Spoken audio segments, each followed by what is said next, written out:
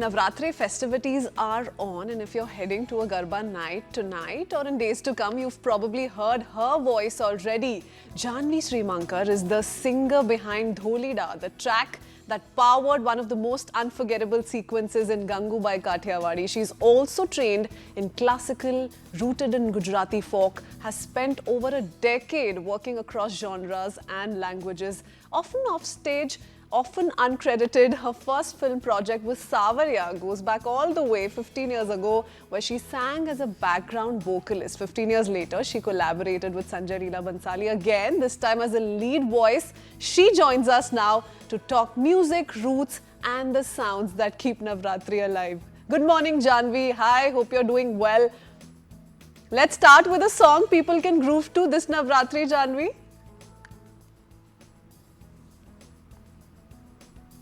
Sure.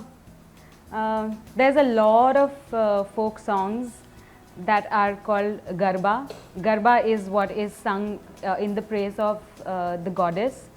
There are many goddesses for whom songs have been penned down and been sung for years. And I'd like to sing one of my favorites.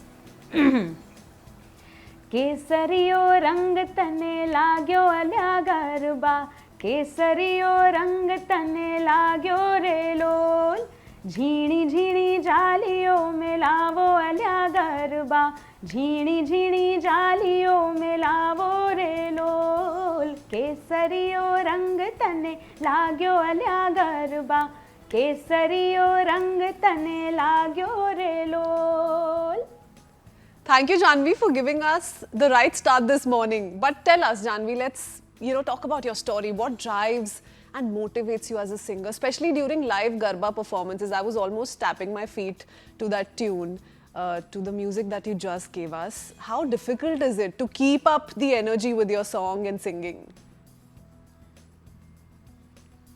You know, being a Gujarati, and as you may be knowing how Gujaratis are crazy about Garba, I am just one of the million Gujus like that. And as soon as I hear Garba, live Garba being played, whether it's me singing or somebody else singing, I cannot stop myself from dancing. So even when I'm performing, when I'm singing on stage, I cannot keep calm. I'm constantly dancing. It's like it takes me to a different world. So, and I know that if a performer is having fun on stage, it definitely translates into the performance and it definitely reaches the audience. And that's what makes that exchange of energy very exciting for me. So basically, you need the right dancing to your singing. That's what gets you going. Okay, Gujarati connects you to your roots. Hindi's given you your biggest successes. Does your singing go beyond these two languages? So I'm half Gujarati, half Kutchi. My mom's Kutchi. So I feel, obviously Gujarati, I feel very close to it because that's where my roots lie. And I've been fortunate enough to have learned Gujarati songs right from the age of 7. I've heard them even before I started learning music formally. I've heard my grandmother sing, my aunt sing a lot of Gujarati songs. But you know, I feel like because music has no language, I would never want to limit myself to just Gujarati or Hindi. I sing, I learn, I listen to a lot of Marathi music, a lot of Tamil music, Malayalam, Telugu, Bengali songs, Punjabi music, so, and English. It's like, and I want to sing everything that I can, not just Gujarati and Hindi, because there's no limit to how music can impact you. Lovely. Jahnvi worked as a background vocalist on Sanjay Leela Bhansali's Savarya. 15 years later, you worked with him as a lead singer in Gangubai Kathiawadi. Let's talk about your hit this morning. How did you feel when you were first approached? Tell us a little bit about that journey.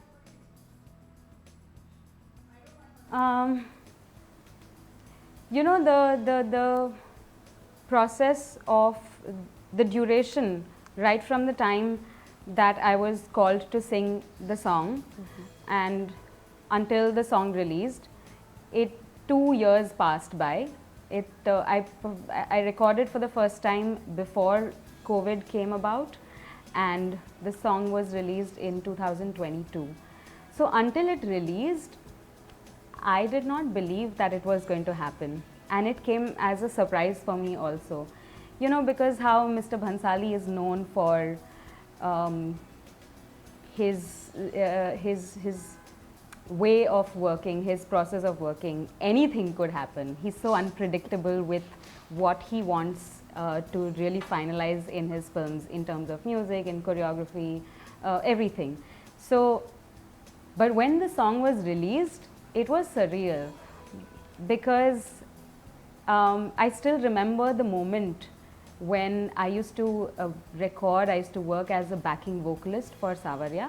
That was also over a span of 2 years that we worked on the songs, on the background scores, and that was my first experience of working with him.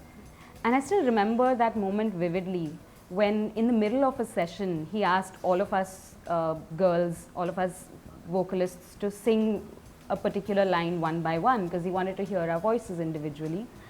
Until that point he had not heard us individually. And I remember when I sang, he was full of praises for my voice, and it made me feel all the butterflies and all the excitement.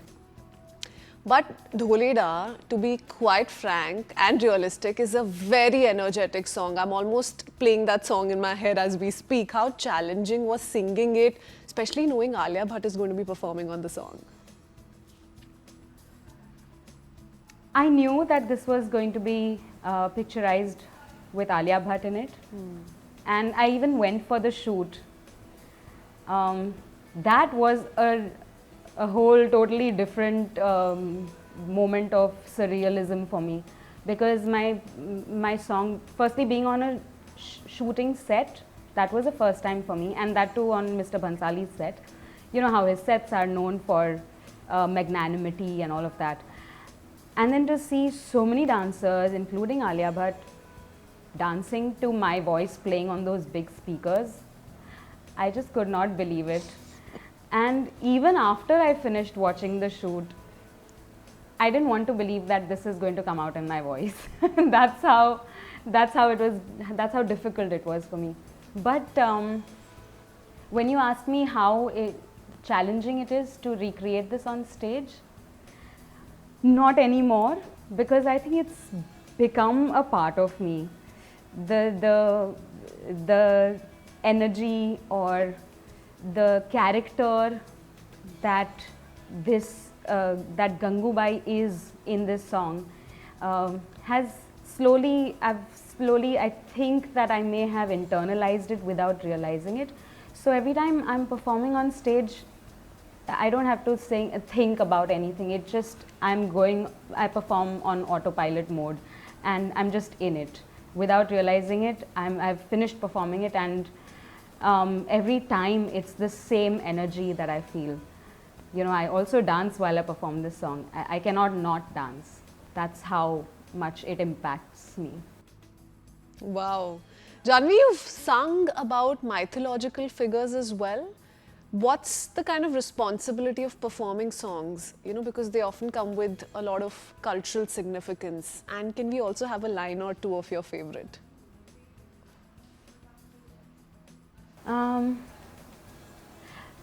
you talk about mythological characters, I know that I'm slightly not not exactly that, but I'm very attracted to the character of Mirabai because of everything that I've learnt about her, just learning how passionate she was about her love for Krishna, how crazy it was, how crazy her love for him, her devotion for him was. That quality really attracted me. So I've always been attracted to singing Mirabai's bhajans. And there's one such Gujarati independent song that I have sung, which is composed by a very dear friend and a composer called Parth Bharat Thakkar and written by Niren Bhatt. Now the poet has come up with his own imagination. What would it be like if Krishna played Ras with Meera and not with Radha? So this is his imagination, and I love the idea. So if you don't mind, I would love to hum a couple of lines. I think you'll like the song. It's very melodious. Hey Rani Radha ne thai adekhai re joi aaj Meera ne kanuda no ras Hey oli morali sur bhuli jai to joi aaj Meera ne kanuda no ras आ तो सरयू ने सागर no रास आ तो चातक ने चांदा no रास हे ओली राधा ने Thai अदेखाई रे जोई आज मीरा ने कानुड़ा नो रास. How beautiful, Jahnvi. Thank you. Jahnvi, I want to come down to a serious question now. Let's talk about female singers, and to what extent do you think they've been able to conquer a space largely known as male-driven, and what changes do you still hope to see? You know what stands out for me the most when I think of female singers these days is that there is a lot of individuality in the female singers that we hear or see today. There is no trying to imitate any other legends that have gone by, or that there are. I have a lot of friends that are amazing singers who are doing great work in the industry, in the music scene, and they all have their individuality, which I love, which I feel is a little lacking in the male singers. So that's already a great sign. And I feel that because women have overall come such a long way over the past few decades, it's already showing in every field, as per my little humble knowledge that I have. But in the music scene, I would say there's definitely a lot of good changes that have come about. And I feel like there are a lot of singers, women singers, that are also raising their voices, they're raising their concerns, they're very vocal about issues that are persisting against women in the industry, which is great because we need figures like that.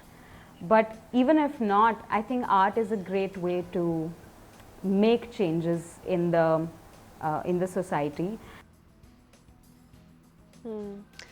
Jahnvi, I do see you scratching your throat a little bit, but we're coming towards the end of this conversation, and I can't let you go without a folk song that in your head gives tough competition to Dholida, for instance, because these are two of your favorite genres or successes so far. So give us one such song. Let's hear it. I'm not thinking in terms of what gives competition to Dholida. That's never my thought. But another song that really takes me into trance is a Gujarati folk song which is sung in praise of a goddess. Let me sing a few lines from that.